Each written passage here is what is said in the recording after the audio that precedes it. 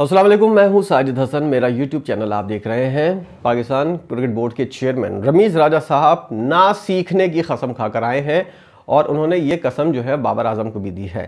साथ साथ उन्होंने ये कहा है कि कुछ भी हो जाए मैं अपने फैसलों के ऊपर कोई नजरसानी नहीं करूंगा। इस वक्त पूरे पाकिस्तान क्रिकेट बोर्ड के अंदर, बल्कि पूरे पाकिस्तान के अंदर जो सबसे ज़्यादा क्रिकेट को समझता है वो रमीज़ राजा है, उससे कोई बहस ना करे। ये आज के बयान से उनके ये साबित हुआ है। रमीज़ राजा मुल्तान के अंदर मौजूद थे और उन्होंने कुछ गुफ्तगू की मीडिया से, on the record, of the record, और उसके अंदर उन्होंने बहुत सी ऐसी बातें की जिसकी ऊपर मुझे काफ़ी हैरत हुई। उन्होंने कहा कप्तान बाबर आजम जो है वो सीखने के मराहिल से गुजर रहा है, और जब उनसे पूछा गया कि कप्तान बाबर आजम की कप्तानी को, एज अ कप्तान बाबर आजम को आप कैसा देखते हैं, तो उन्होंने बहुत धड़ल्ले से कहा कि हाँ वो सही है, और इस वक्त जो है वो अगर वो गलतियां कर रहा है तो वो गलतियों से सीखने की कोशिश कर रहा है। इस लेवल के ऊपर जब आप इंटरनेशनल क्रिकेट के अंदर तीनों फॉर्मेट का एक कप्तान मुकर्रर करेंगे तो आप उसके साथ इस तरह की बात करेंगे कि वो गलतियों से अभी भी सीख रहा है। तीनों फॉर्मेट एक शख्स कप्तानी कर रहा है और पाकिस्तान के अंदर हम हाल देख रहे हैं कि वो कप्तान जो है जो तीनों फॉर्मेट में है वो गलतियों से सीखने की कोशिश कर रहा है।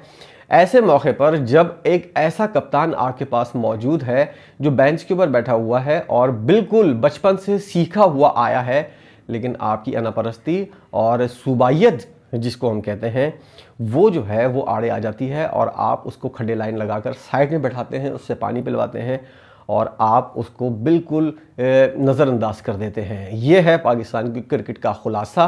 रमीज़ राजा साहब ने आज जो गुफ्तगू की है उससे मुझे हैरत बिल्कुल भी नहीं हुई, क्योंकि मुझे पता था कि वो इसी तरह के बयानात दे सकते हैं। इनके अंदर जितनी क्वालिटी थी वो सब सामने आ चुकी है। इनका अपना टेस्ट करियर देख लें आप, 2 सेंचुरियाँ हैं इनके क्रेडिट के ऊपर, और वो सेंचुरियाँ भी ऐसी हल्की टीमों के ख़िलाफ़ हैं। ना ही इन्होंने खुद टेस्ट क्रिकेट के अंदर कोई ऐसी चीज़ की है, कोई ऐसा बड़ा तीर मारा है जिसको हम कह सकें कि हाँ रमीज़ राजा के क्रेडिट के ऊपर ये है, और ना ही उन्होंने वनडे के अंदर सिवाय एक कैच के, इनके क्रेडिट के ऊपर सिर्फ एक कैच है वर्ल्ड कप का फाइनल 1992 का, जो आखिरी ओवर इमरान खान करवा रहे थे और उसके अंदर उन्होंने कैच लिया था। इसके अलावा रमीज़ राजा के क्रेडिट के ऊपर कोई ऐसी चीज़ नहीं है जिसके ऊपर हम बात कर सकें कि ये बंदा जो है हाँ ये बहुत बड़ा खिलाड़ी था। किसी किस्म का कोई एक साइड लाइन खिलाड़ी था, प्लेइंग 11 में जगह नहीं बनती थी इस शख्स की। सिर्फ डिप्टी कमिश्नर का बेटा होने की वजह से ये टीम के अंदर आया था, और इस बात का इजहार वसीम अकरम और इमरान खान साहब खुद भी कर चुके हैं। तो अब ऐसे शख्स से क्या एक नाअहल जिसकी इंग्लिश सिर्फ अच्छी हो, क्योंकि वो बैकग्राउंड ऐसा था, अगर आप डिप्टी कमिश्नर के बेटे होते हैं तो शुरू से ही आपको अच्छे स्कूल्स के अंदर जाने का मौका मिलता है, आपकी इंग्लिश वैसे ही अच्छी हो जाती है और कॉलेज वगैरह के अंदर जाकर तो आपकी इंग्लिश बहुत फाइन हो जाती है। तो मोहम्मद यूसुफ का वो बयान जिसके अंदर उन्होंने कहा था, जब एक झड़प हुई थी रमीज़ राजा से उनकी, तो उन्होंने कहा था आप सिर्फ इंग्लिश के टीचर अच्छे हो सकते हैं, इसके अलावा क्रिकेट के बारे में आप नहीं बात किया करें। ये मोहम्मद यूसुफ के बात कर रहा हूँ मैं। उसने कहा था कि आपके क्रेडिट के ऊपर कुछ भी नहीं है, ना आपको क्रिकेट की समझ है। हाँ एक बात मैं गारंटी के साथ कह सकता हूँ कि आपको इंग्लिश की बहुत ज़्यादा समझ है और आपसे इंग्लिश के एक बहुत अच्छे टीचर हो सकते हैं।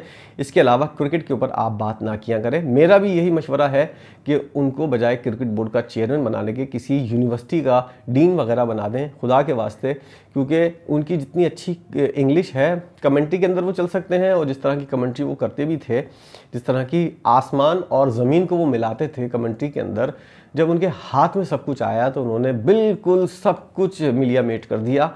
और वही हाल हम पाकिस्तान क्रिकेट बोर्ड का देख रहे हैं। वो ये बात समझने को तैयार ही नहीं है। वो भी ये बात उस चीज़ की तारीफ़ करते हुए आ रहे हैं जो बाबर आजम की तारीफ़ करते हुए आ रहे थे कि इंग्लिश टीम जो है उस वो एक नए रूप के अंदर नज़र आई है। लेकिन खुदा के वास्ते आप अपनी कसम तोड़ें। आपने जो कसम खाई हुई है कि कौमी टीम को किसी नए रूप के अंदर नहीं ढालना, ये कसम तोड़ें और एक नए रूप के अंदर ढालने के लिए सबसे पहले तो कोच का इंतखाब करें, एक फुल टाइम कोच हो कौमी टीम का। लेकिन रमीज़ राजा साहब, मुझे इस बात का अंदाज़ा हो रहा है कि मैं कुछ भी कह लूँ, पहले भी कहता रहा हूँ, अब भी कहता रहा हूँ, किसी किस्म का कोई फ़र्क नहीं पड़ेगा। और ये मेरा काम भी नहीं है, क्योंकि एक शख्स जो लाखों रुपए इस काम की तनख्वाह ले रहा है उसको हम मशवरा देने वाले कौन हो सकते हैं।